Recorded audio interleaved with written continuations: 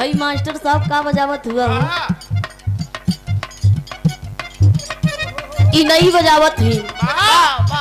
देखा कभी कौनो गीत लिखा तो उसमें दो भाव होते, इन अपने दिल का बात बजावत हुआ।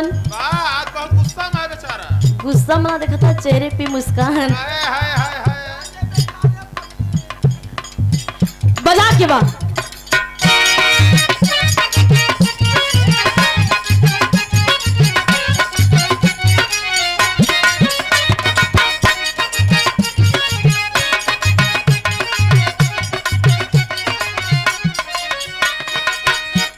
कौनो लड़का लड़की से कहे का कहे, हेलो आपकी निगाहें किधर है भैया? नजर से नजर मिलती रही।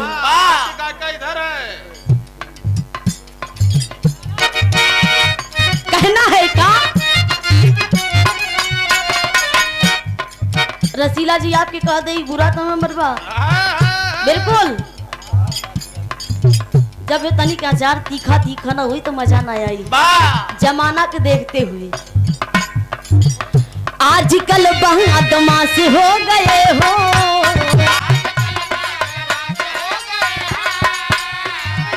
एम में सब में पास हो गए हो।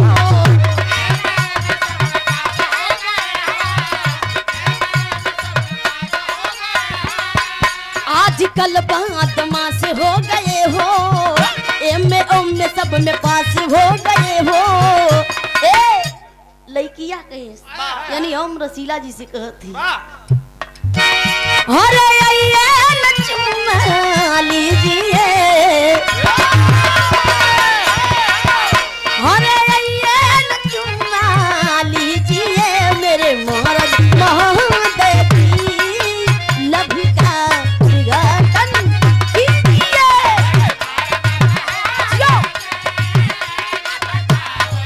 क्या बात है?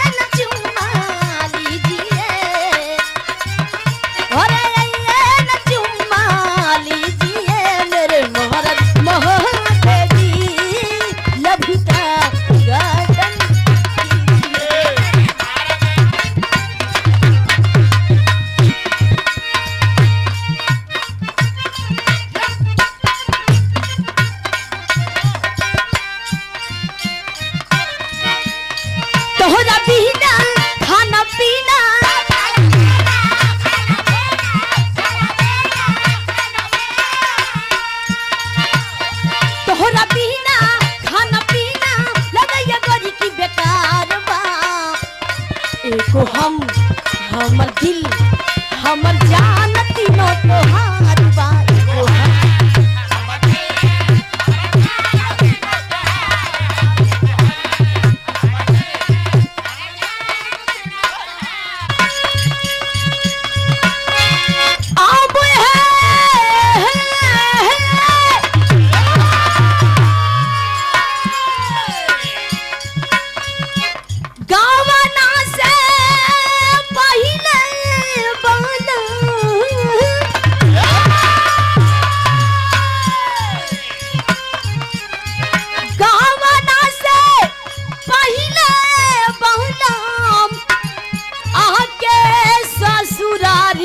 हमके दिहला मारी वो हमके दिहला मारी, अरे कई दिहला दहिया के भारी हमके दिहला मारी।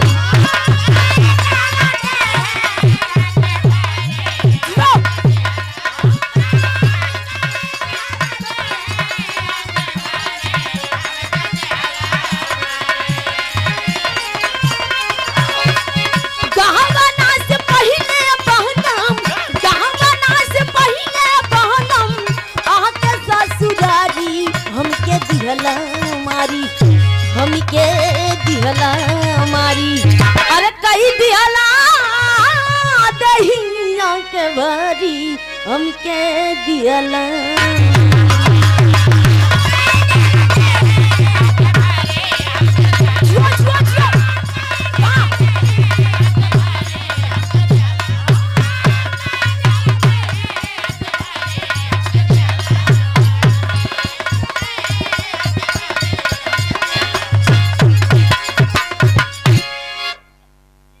तमाम गीत हो गई। आई जी सुपलक्ष्मी कार्यक्रम